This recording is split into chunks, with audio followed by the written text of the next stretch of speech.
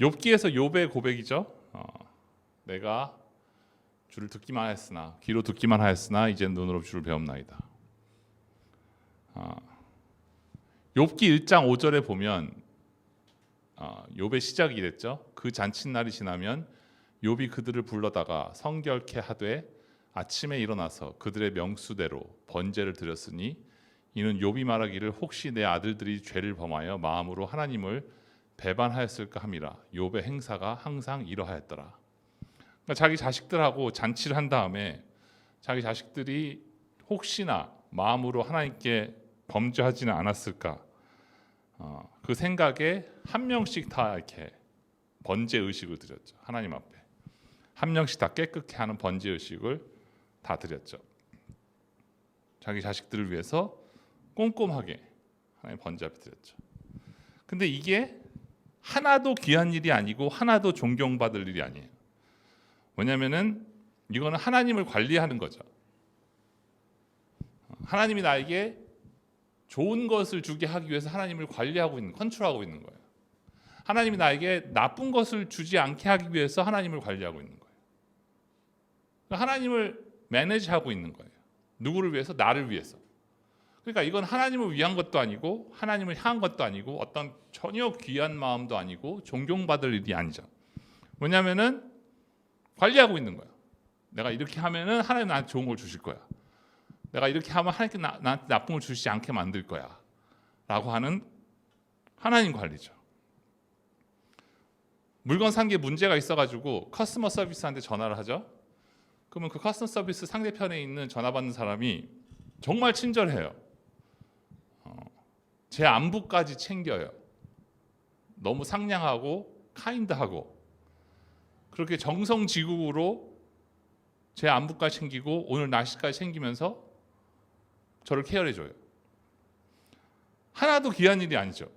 왜냐하면은 그 전화가 끊고 나서 저는 그 커스터머 서비스 한 사람을 평가할 거니까, 점수를 매길 거니까, 그리고 그 점수는 회사로 들어갈 것이고 그로 인해서 그 커스터머 서비스 한 사람에게 돌아갈 것이 있기 때문에 나를 위해서 상대방을 관리하고 있는 거죠. 존경받을 일이 아니죠. 어떤 사람이 누군가를 너무 과하게 케어해. 그러면 그거는 귀한 일이 아니에요. 왜냐하면 과하게 케어라는 이거 안에는 정말 그 사람을 위하는 마음은 인간에게 없어요. 이 과하게 케어하는 그 동기는 케어하는 것을 해두는 거예요. 그게 보험이 되고 그게 투자가 되는 거예요. 과하게 다 케어해 놓으면은 그게 나중에 나를 지켜주고 나의 유익으로 돌아오고 나는 그렇게 케어하는 사람으로 인정받아요. 그렇게 과하게 케어하면서 그것을 통해서 사람들을 컨트롤할 수 있게 돼요. 세상에서 가장 정말 프로페셔널하게 과하게 케어를 잘하는 사람이 누구냐면 이단 교주죠. 이단 교주가 그 어마어마한 케어를 통해서 묶어버리죠. 자기 컨트롤 안에 두죠. 진짜 케어는 예수님에게만 나오죠. 참 희생이 동반된. 그렇게 욥의 이 지극정성과 이 진심은 하나님 앞에 이렇게 하나하나 다 번제를 드려가지고 자기 아들들의 죄를 위해서 다 깨끗게 하는 그 작업은 존경받을 일도 아니고 귀한 일이 아니죠. 자기를 위해서 하나님을 관리하는 거죠. 욥기 1장 22절에 보면은 가로되 내가 모태에서 적신이 나왔사온즉 또한 적신이 그리로 돌아갈지어라. 주신 자도 여호와시요 취하신 자도 여호와시니 여호와의 이름이 찬송을 받을지니이다. 내가 아무것도 없이 왔고 아무것도 없이 갈 것이니 주신 자도 여호와시요 취하신 자도 여호와시니 여호와의 이름을 찬송할지어다 라고 말을 하죠. 이게 하나도 귀한 말이 아니에요. 이 말이 하나도 존경받을 말이 아니에요. 주신 자도 여호와시고 가져가신 자도 여호와시니 내가 여호와를 찬양합니다. 왜냐하면 이 말을 한 다음에 하나님이 침묵하세요. 전혀 반응을 안 하세요. 그리고 이 말을 한 다음에 욥의 와이프가 저주하고 나가서 죽어라 그래요. 왜냐하면 사람들이 보기에 그 존경스럽고 그 귀한 신앙이 있는 모습, 그 존경스럽고 귀한 신앙이 있는 그 말, 그런데 와이프는 저게 존경스럽고 신앙 있는 말이 아니라는 게 보여. 남편은 그게 보여요. 사람들은 속여도 와이프와 남편은 그게 보여요. 여호와를 찬송할지어다. 주신 것도 하나님이시고 가져가신 것 하나님이 하나님을 찬양받을지어다라고 말을 하는데 바로 3장에서 그 다음 장에서 욥이 자기가 태어난 것을 저주해요. 그리고 자기가 태어났을 때 일어난 일들을 저주해요. 왜 내가 태어나도록 그런 일이 있었나? 그런 일이 없었으면 내가 태어나지도 않았고 내가 이 세상에 없었을 텐데 하면서 자기의 태어남을 저주하고 태어났을 때 일어난 일들을 저주해요. 근데 그 태어나는 일은 하나님이 하신 일이죠. 그리고 그 태어나는 일을 통해서 일어나는 일련의 그 저주한 일들은 다 하나님이 하신 일들이에요. 그러니까 욥은 금방 하나님이 하신 일들을 저주하고 있죠. 원망하고 있죠. 그러니까 내가 여호와를 찬양한다 해놓고선 바로 찬양의 반대를 하고 있죠.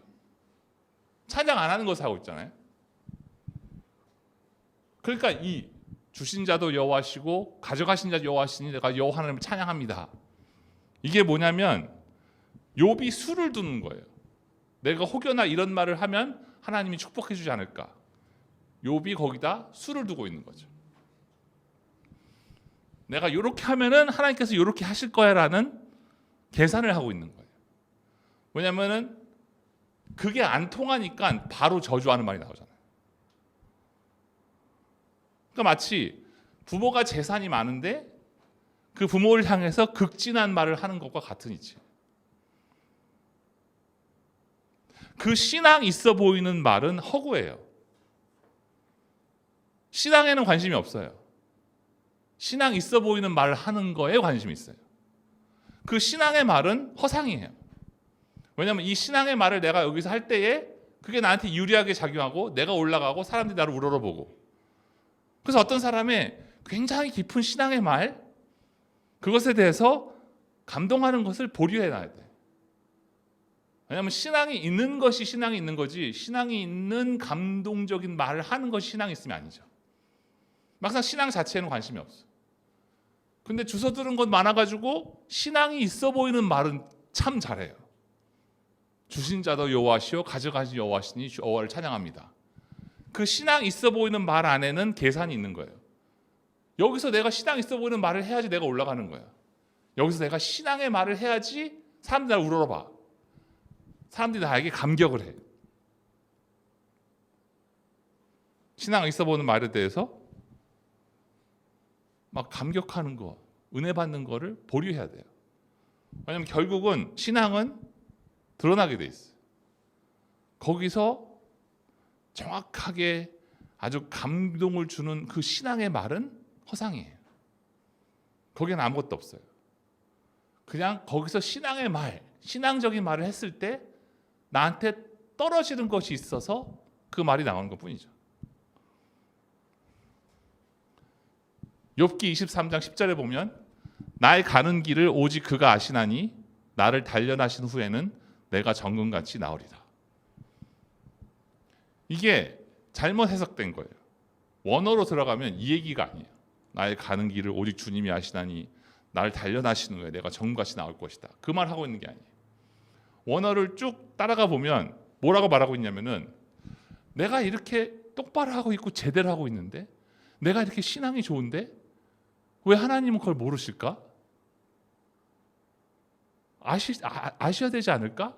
나의 온전함과 중심이 바름을 왜 하나님은 모르실까?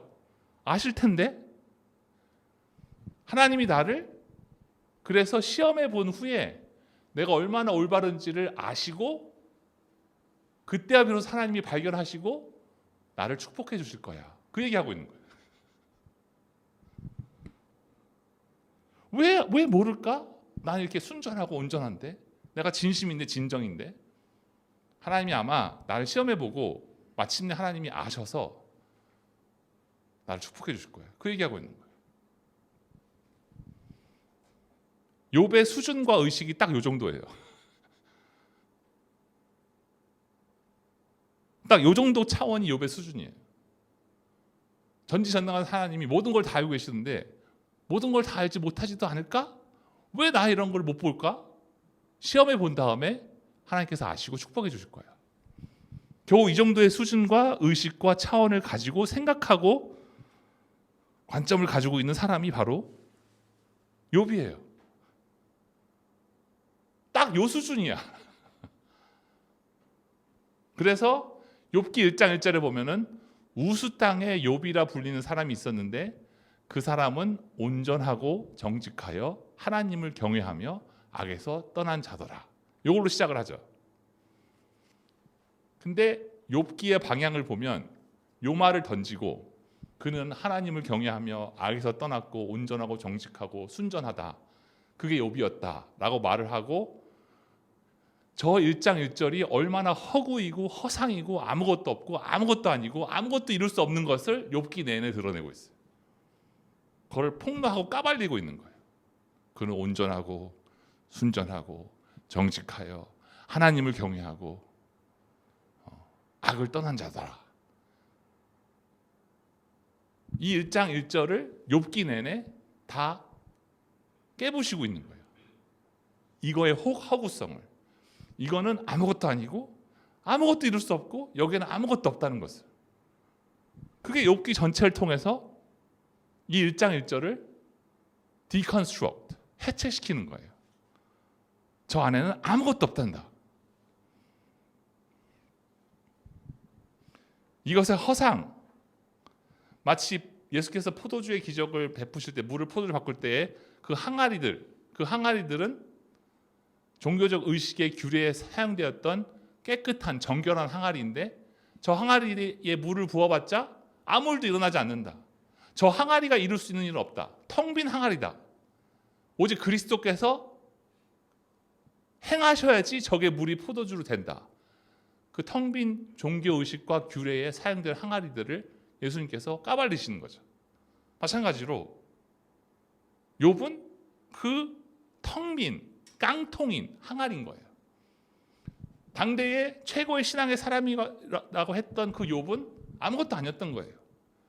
그렇게 신앙적인 말, 귀한 말을 했던 그 입에서 나온 그 말들이 다 허상이고 허구고 아무것도 아니고 아무것도 이룰 수 없음을 폭로시키고 있는 거죠. 욥이 이렇게 귀한 사람이니 우리도 존경하고 본받아서 저렇게 욥처럼 하나님을 경외하고 온전하고 정직하여 악에서 떠나라. 그 말을 하는 게 아니에요. 이거의 허구와 허상과 이거의 아무것도 없음을 폭로하고 있는 거죠. 저 사람의 저 신앙적인 말은 허구예요. 저 사람의 저 신앙 깊은 말은 허상이에요. 깡통이에요. 저 사람의 저 엄청난 그 막 헌신과 희생의 케어는 깡통이에요. 그냥 자기를 위해서 하고 있는 컨트롤이에요. 자기를 위해서 하고 있는 쌓아두고 있음이에요. 그렇게 아무것도 아닌 존재, 나띵인 존재. 정말 처절할 정도로 비참할 정도로 아무것도 없는 존재. 단 한 가지 코인 드릴 것이 없는 하나님께 그런 존재의 인간 존재의 실체를 까발리고 있는 거예요. 어떤 귀한 신앙인을 높이는 책이 성경이 아니에요. 어떤 귀한 신앙이 있는 그 사람의 아무것도 없고 아무것도 아님을 아무것도 이룰 수 없음을 그쪽에서 이루어지고 행해지고 실천되는 것을 통해서 단 한 가지도 성취될 수 없음을 까발리고 있는 거예요. 욥은 존경받을 자가 아니에요. 그러면서 욥기 19장 25절에 보면 내가 알기에는 나의 대속자가 살아계시니 마침내 그가 땅 위에 서실 것이라. 욥기는 성경에서 제일 오래된 책. 창세기보다도 먼저 쓰여졌죠. 그러니까 제일 처음에 쓰여진 책이에요. 그러니까 수천 년 전의 책이죠. 근데 그 수천 년 전에 욥이 예수 이전 수천 년 전의 욥이 나의 대속자가 살아계시니 마침내 그가 땅 위에 서실 것이라. 그 말이 나오죠. 그러니까 욥은 그 대속자, 구원자 예수 그리스도가 보이는 거예요. 어느 순간부터. 그가 이 땅에 서실 것까지도 보이는 거예요. 그리스도가 오셔서 이 땅에 서실 것이라는 것을 욥이 눈으로 보기 시작하는 거예요. 아브라함보다도 훨씬 이전에 선지자였던 거죠.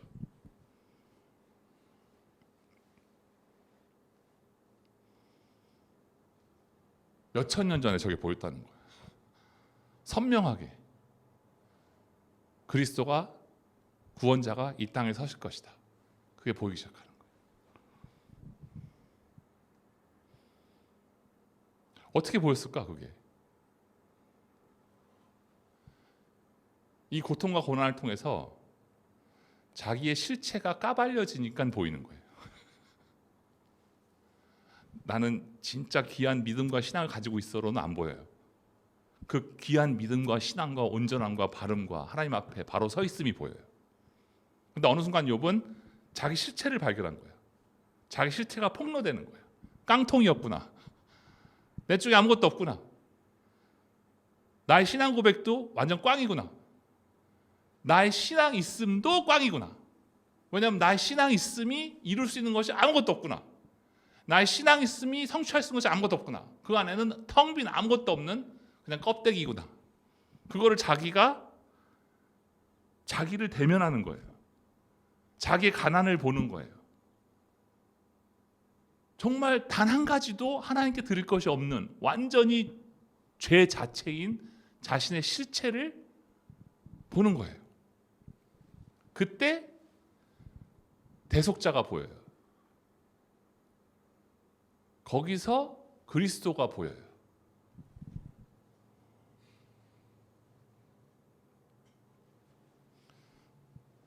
왜냐하면 무언가가 보인다는 것은 절실히 필요한 거, 그게 보여요.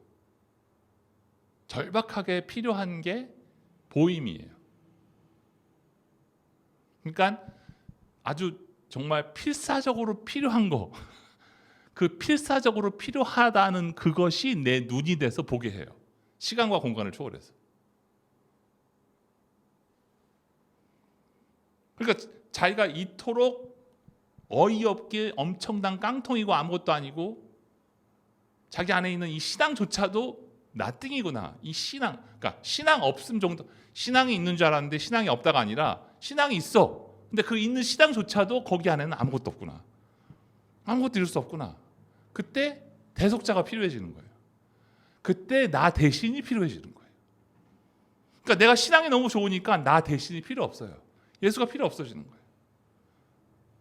나의 깡통됨으로 인해서 구원자가 필요해지는 거예요. 절박하게 절실하게 필요해지는 거예요. 그 절실한 필요가 내 눈이 돼요.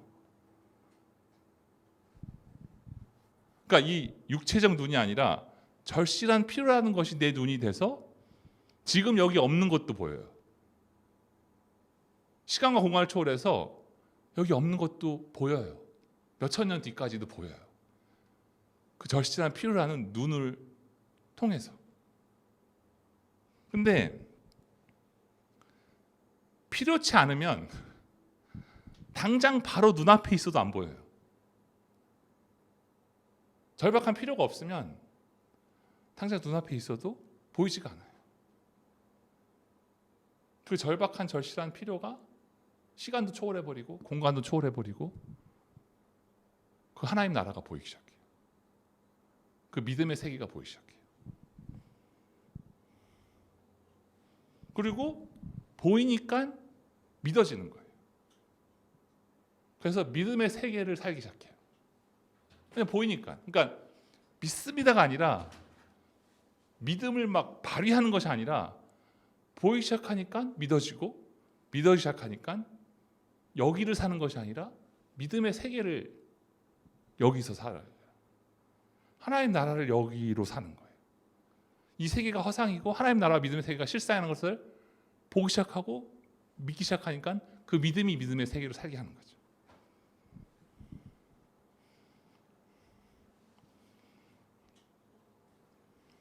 그러니까 내 쪽에서 온전하고 정직하며 하나님을 경외하며 악에서 떠났다.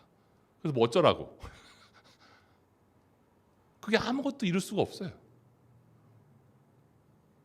주신다도 여호와시오 취하신다도 여호와시니 오직 여호와 하나님을 찬양합니다. 그거 어쩌라고? 그걸 통해서 이룰 수 있는 것이 단 한 개도 없어요. 그것을 통해 성취되어지는 것은 단 하나도 없어요. 좋은 신앙, 진정한 신앙, 이런 것들의 허구성, 무용지물, 그것을 대면하는 거죠. 그때 대속자가 필요해지기 시작해요. 대신할 분이 필요하기 시작해요. 그래서 몇천 년 뒤에 이 땅에서는 예수 그리스도가 보이는 거예요. 나의 가난과 나의 완전한 어두움을 대면하는 순간에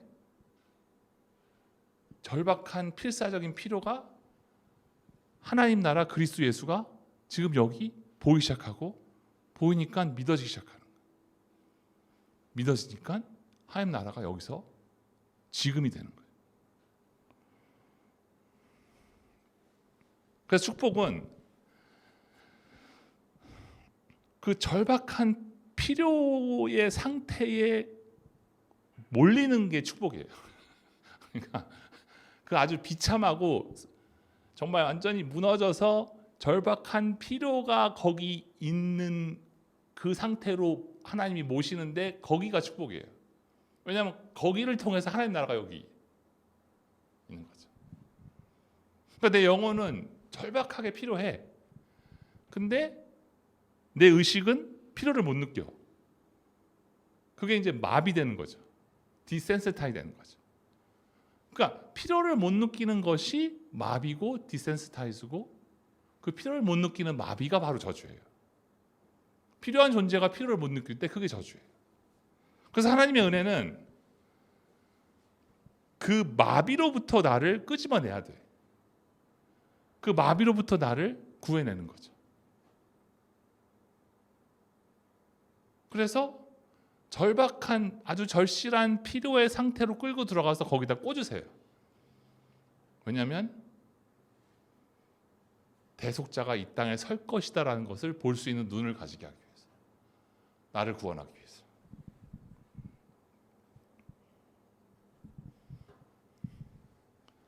욥기 42장 5절, 오늘 말씀은 내가 주께 대하여 귀로 듣기만 하였사오나 이제는 눈으로 주를 배움나이다. 그러니까 지금까지는 들었는데 이제는 하나님이 보입니다. 그게 욥의 결론이죠. 그러니까 어이없게도 그 당대에 최고의 신앙을 가졌다는 그 사람이 하나님을 본 적이 없는 거야. 들은 얘기인 거다. 근데 마침내 내가 이제는 주님이 보입니다. 내가 막 이만큼 뭘 잘해, 제대로 해, 온전한 신앙인이 돼. 그래서 막 똑바로 해, 막 중심이 막 온전하게 해, 바른 신앙생활을 해. 하나님 보시기에 귀해, 하나님 보시기에 저건 진정이 있어. 그래서 하나님이 축복해 주셔. 내가 뭘 잘해서 하나님이 축복해 주시는 거기서는 하나님이 안 보여요. 왜냐하면 내가 잘한 게 보여요. 그리고 내가 이렇게 잘했을 때 축복이 오는구나라는 시스템이 보여요. 근데 살아계신 실체이신 생명신 하나님은 안 보여요. 내 잘한 것이 보이고 이렇게 하니까 이렇게 축복이 오는구나라는 메커니즘이 보여요. 그래서 하나님이라고 하는데 우상을 섬기고 있는 거예요. 아주 우상이 득실득실해. 예수의 이름으로 다 우상이야. 하나님으로 다 우상이야. 왜냐면 그 스트럭처 안에 있으니까. 내가 이렇게 잘하고 하나님 보시기에 순전하고 온전하고 정직하여 바른 동기였고 바른 의도였고 하나님 보시기에 선했어. 그래서 하나님 축복해 주셔. 내가 이만큼 순수하니까 하나님 축복해 주셔. 여기 안에서 하나님 보이지가 않아요. 하나님 보이는 지점은 나의 악함에 대해서 일방적으로 부어지는 축복이에요. 나의 죄인으로서 죄의 자리에서 내가 죄로 있는데 거기를 향해서 일방적으로 그냥 축복이 부어져. 거기서 하나님 보여요. 일방적인 은혜가 성취되는 그 지점에서 하나님 보여요. 은혜의 성취란 죄를 향해서 부어지는 축복이에요. 의를 향해서 부어지는 축복은 은혜가 아니에요. 의로우니까 하나님 안 보이는 거예요. 나의 죄에 대해서, 악함에 대해서 정말 이렇게 어이없이 엉망이야. 이게 어이없이 엉망인데 이거는 벌을 받아야 돼. 근데 일방적으로 그냥 축복해 주셔. 일방적으로 거기에 은혜를 부어 주셔. 일방적으로 구해 주셔. 거기서 하나님이 보여요. 왜냐면 거기는 내가 없어. 거기가 나의 없음이고 그분의 있으심이에요. 내가 잘해서 하나님 축복하신다? 거기 하나님 안 보여요. 내가 죄이고 악인데, 이토록 죄이고 악인데 거기에 그냥 일방적으로 하나님의 주권으로 그냥 축복해 주시고 구해 주시고 건져 주시고, 거기서 하나님 보기 시작해요. 욥기 1장 1절에서 하나님이 안 보이는 거예요. 온전하고 정직하며 순전하여 악에서 떠났더라. 거기서 하나님이 안 보이는 거예요. 그 시스템만 가지고 있는 거예요. 근데 이 고통과 고난을 다 지나서 자기의 실체가 다 까발려지고 그냥 어두움이구나, 그냥 죄이구나, 그냥 나띵이구나, 그냥 흑암이구나, 거기에 일방적으로 그냥 은혜를 부어주시는 것을 경험하면서 하나님이 보여요.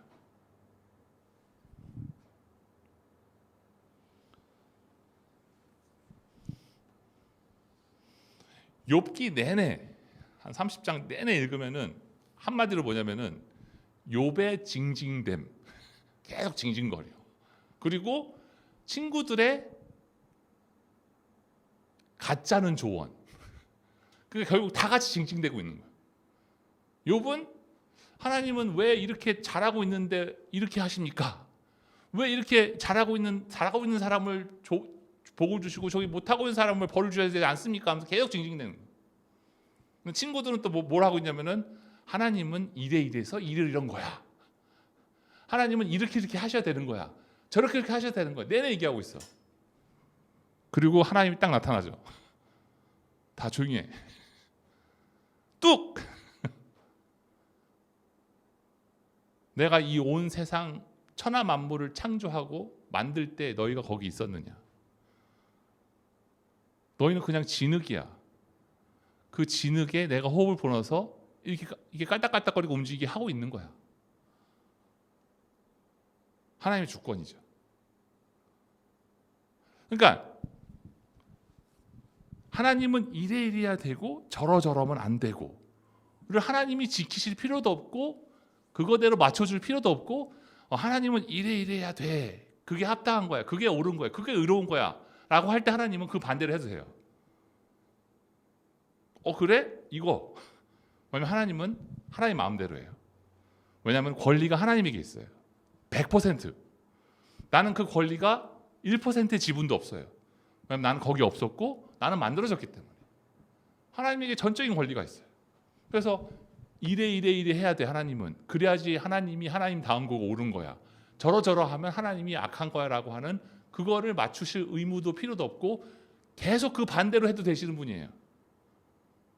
자기 원하시는 바, 자기 마음대로 하고 싶은 걸 하시는 분이에요. 그리고 그렇게 해도 돼요. 그것에 대해서 인간이 뭐라고 할 수가 없죠. 왜냐하면 내가 하나님이다.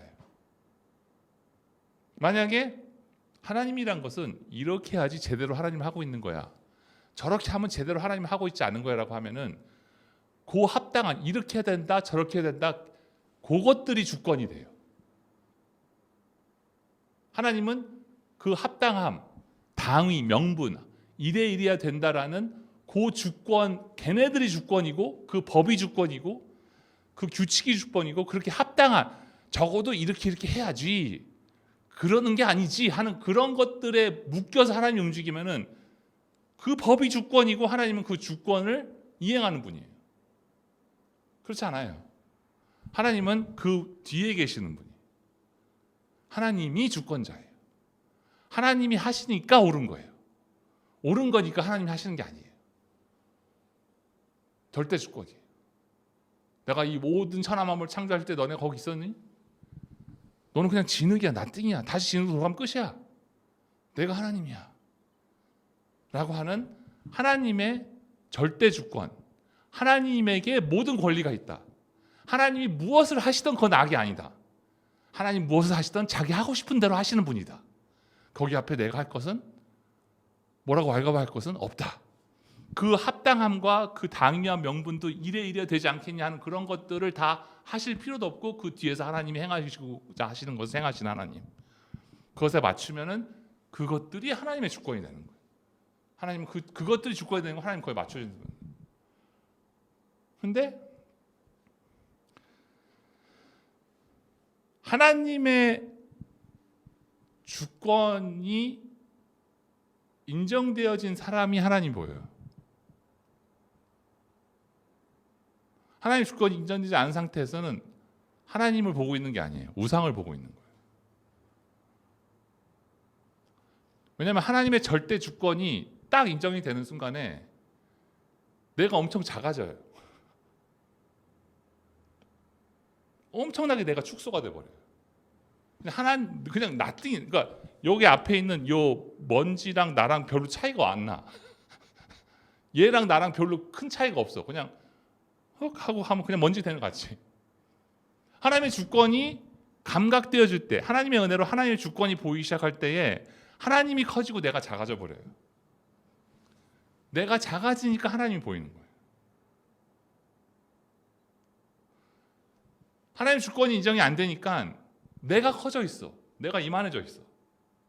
그러니까 하나님이 안 보이는 거예요. 욥은 그 고통과 고난과 그 질고를 다 지나서 하나님의 주권이 인정되는 거예요. 아, 저분이 하시고자 하는 걸 하시는, 저분에게 모든 권리가 있구나. 나는 아무것도 없구나. 아무것도 먼지보다 작은 존재구나. 그 지점에 딱 다다르면서 종교라는 시스템에서 빠져나와서 살아계신 하나님이 보이는 거예요. 하나님의 숨쉬고 계시고 살아계시고 있으심이 지금 여기인 거예요. 욥은.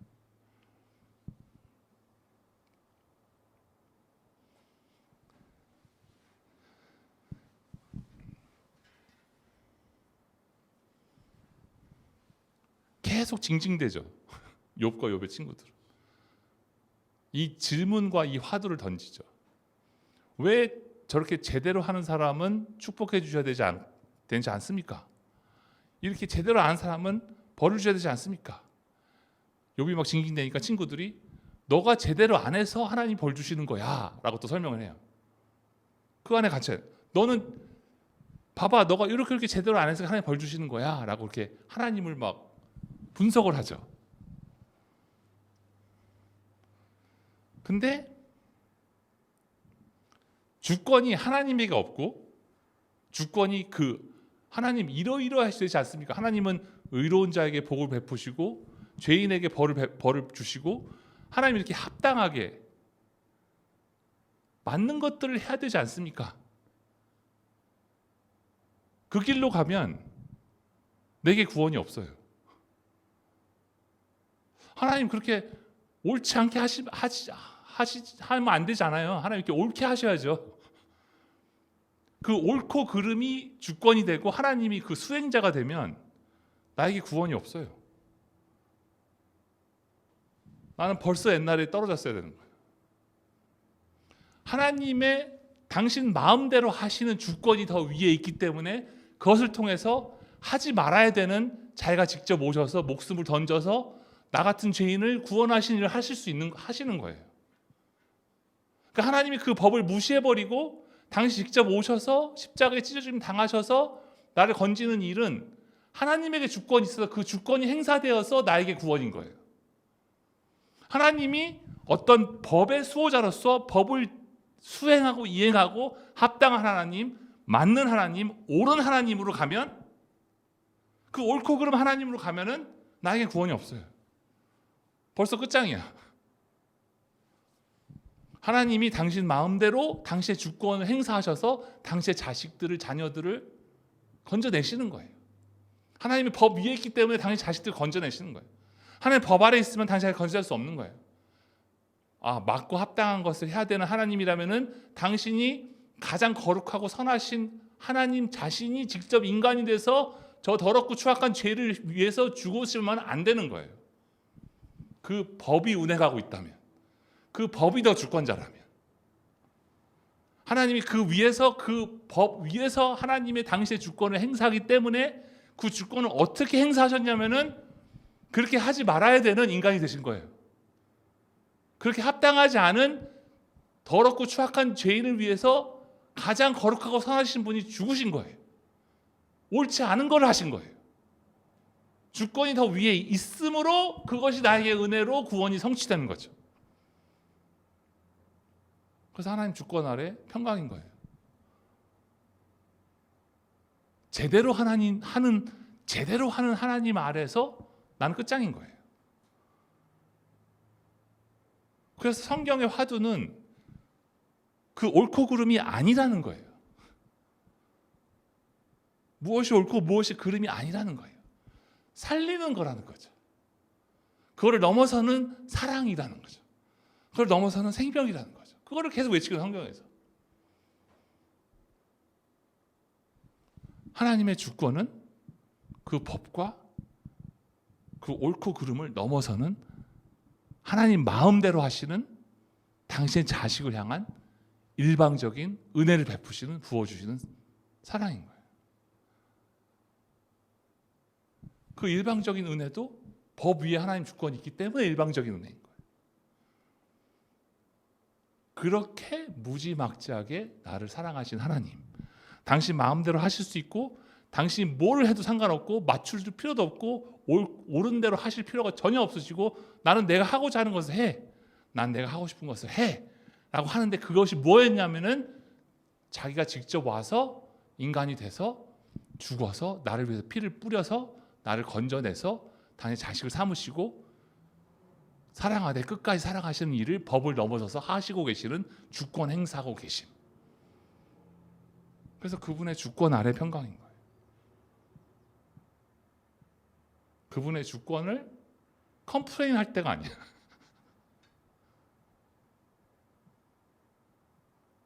그래서 아이러니하게도 욥은 이 수많은 고난과 고통을 지나서 아, 저분이 나를 사랑하시는구나가 만나신 거예요. 정말 죽기까지 사랑하시는구나. 이 땅에 대속자가 서실 것이다. 나를 구원자가 이 땅에 서실 것이다. 아, 그 사랑, 그러니까 몇 천 년 뒤에 있을 대속자가 이 땅에 서실 것이다라는 것은 그분의 나를 사랑하심이 보이는 거예요. 그래서 관리하던 하나님을 막 열심히 관리했어. 거기서 하나님의 사랑을 만나는 욥이 되는 거예요. 그래서 내가 주가 보이나이다. 기도하시겠습니다. 하나님 감사합니다. 이 시간 주님께서 우리 한 명 한 명 축복해 주시고 은혜 베푸시고 은혜 위에 은혜, 하나님의 선하심과 인자하심이 성취되는 우리 한 명 한 명 될 줄 믿고 축복합니다. 감사드리며 예수님의 이름으로 기도하였습니다. 아멘.